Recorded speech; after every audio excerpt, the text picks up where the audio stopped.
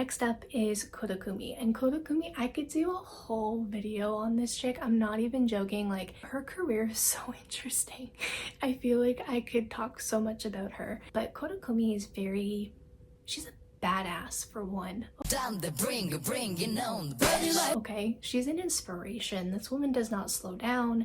She doesn't give a fuck. She dresses how she likes, she does what she likes, and she doesn't let anyone tell her she can't. She's truly an inspiration in this industry. There are so many female soloists who are active today that are doing a style that Koda Kumi pretty much was a pioneer for in this industry. The best way to describe Koda Kumi for people who aren't familiar with her is that she's very much the Britney Spears of Japan. They debuted around the same period of time, had very similar styles of music and aesthetics.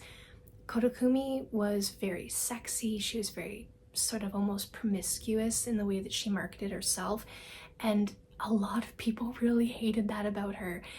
Similarly to Britney Spears, who was dragged for being overly sexual and being, I mean that's a whole topic for another day as to whether or not people were right.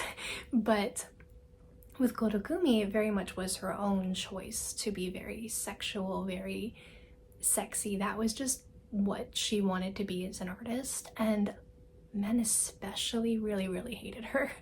This wasn't she was not perceived very positively by a lot of people when she started, but she kind of created a whole movement amongst young Japanese women at the time of, like, you know, copying her aesthetics and her style and her just way of being. She was definitely an icon in her own way. But when someone's an icon, they also have a lot of haters, and they also have a lot of people who really do not like what they bring to the table. So she definitely had it rough for a bit there. My recommended tracks would be Heartless, Hush, and What You Waitin' On.